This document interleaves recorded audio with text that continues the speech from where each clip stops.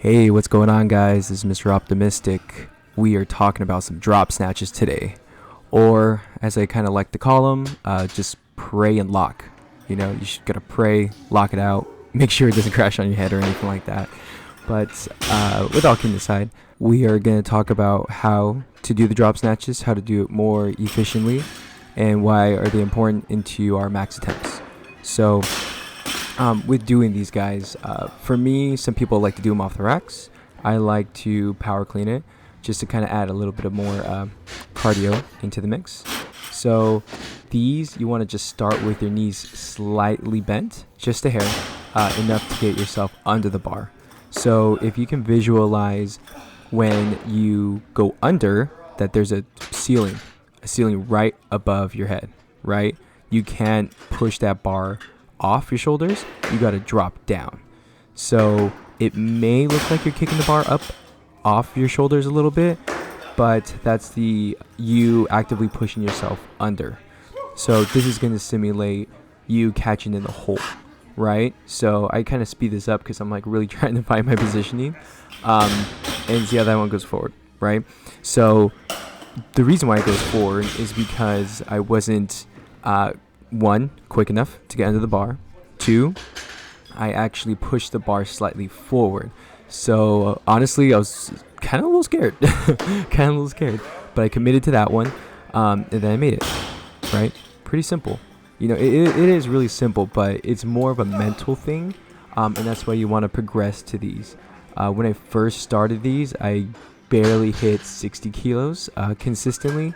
And you know, once I got the hang of them, then I was able to be more consistent at heavier weights. That isn't a good example about being consistent, but this is about 90%. So just getting these more confident and getting I missed that one so bad. Getting them more consistent is huge. Is very, very huge. And doing these. Just going into like segueing into snatches was just easy. It was cake. Felt easy, man. And it's just getting more confident in that bottom position. And I felt that anytime I'm making a heavier attempt and I need to stabilize a little bit more in the hole, I'm way more confident doing that. And you know, that correlates to making, or saving PRs possibly, right? So getting in that solid position in the hole is what is going to separate you from the rest, because in the end, being confident while being uncomfortable is really going to separate you. And anytime you get stuck in the bottom of the snatch, you should be able to revert back to those heavy drop snatches where you just have to stabilize your midfoot position and then just stand up. So as long as the coordination's there, as long as the timing's there shouldn't be a reason why you shouldn't just stand up with every heavy snatch. So as long as you get down vertical and stay vertical and tight, then you should stand up. So, during this cycle, we're doing a lot more volume, and I think we're tapering a little bit on this one. So some of the reps were more in the 90% range. Just trying to get a little bit more speed out of the hole. And during this day, I felt way more confident in the front squats. So usually I'm working on trying to stay upright, trying to stay vertical, and just trying to get that speed driving out of the hole. And I felt like I accomplished that pretty well this time. So during the next clip, we're going to see that we just ramped up the volume a little bit more. My goals on high volume days is to make it sound and look as similar as possible. Obviously, you want to do that with everything, but especially on these days when it's I think it was about 75%. So I was going in, I believe it was like 4 sets of 3. If I recall correctly, but it was definitely a time to practice that consistency and try to, bring over that timing and that stabilization that we were kind of working on those drop snatches. So anytime that you see any high volume days, I like to just try to warm up a little bit more and just try to make sure that any issue in terms of like tightness in the arms, tightness in the back, I address prior to kind of getting into the workout. So for me at least, it's a minimum of about 10 minutes on the assault bike, with the last 3 minutes just being kind of all upper body and addressing any issues I feel. Typically that might be wrist related, since that is a nagging injury, but mostly it's maybe my back or shoulders being a little sore, being a little tight. But it was hot this day. I live in SoCal, so what do you expect, right? But it was around 85, I think it was, around like 8 in the morning. I was just like, oh, dude. So I brought a tank top because I saw the weather prior. So, anywho, everything felt good, and it was a good day for consistency, I have to say. Speaking on consistency, you want to make sure that when you're doing a lot of sets, you want to address those typical high percentage misses, right? For example, you want to see if you have like soft elbows in the catch. One of my coaches gave me a cue is lock at the bottom, just pause for a bottom, about 2 seconds, and then stand up, right? So you want to make sure that you emphasize those locked elbows on every single rep. If you can do that for every single rep for 6 sets, and if you do 3 reps, that's 18 times you can do it correctly, right?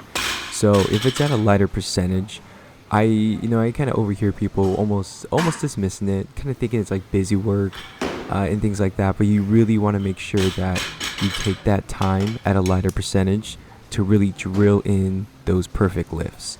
So say if you have an issue walking forward, there's some people, they kind of take a jog with the bar, right? You want to make sure that you just get that, practice that extension so you can drop straight down. And if another issue is if you're soft in the hole, again, you want to do those pauses. You want to just pause at the bottom and then stand up. So you just really want to almost over exaggerate those movements so you can drill in those correct patterns, so that translates over to a max lift. So like for me, it's just what I kind of visualize is that every single percentage of like reps you take have to be perfect. You want at least 90%, 95%, right? Because if you go to a competition and you're trying to make a max weight, what percentage do you want that to be of those odds you're making, right? You want to be at least 90%, if not more, 95% hopefully, if not 100% all the time. So practice makes perfect, right? And perfect practice makes perfect. And you just want to make sure that you get as many perfect practices as you can. Now try saying that 5 times fast. So these pulls right here, these are very hard for me. They're very hard for me in terms of I really need to focus on tightening those lats up, because that's exactly why we do them. You want to practice staying over that bar consistently, and that's why we pull to the hip. So when you pull the hip, think of it as a narrow grip bent over row, where you're trying to really activate those lower lats to keep the bar over, right? That's your lever. And that pull is practicing that finish extension and driving that bar vertical up your body. So I should be able to just to power snatch it. And you really want to make sure, because I see a couple of them that when I start, I push the bar out forward a little bit like that, instead of getting the bar directly into my body. But if I push it out forward, that means I'm going to have to whipsaw back to save the lift. And anytime I get a lot of reps and it's towards the end of the session, it gets harder to keep that consistency. And that's why I like them. That's why I personally like them. But as I get to the end of this video, guys, if you can do me a huge solid, like the video, comment down below. Let me know what's one thing you practice when you're doing high reps that will directly transfer over into a competition. Alrighty, guys. I will see you next time. Thank you so much for watching, guys. I'll see ya. Bye.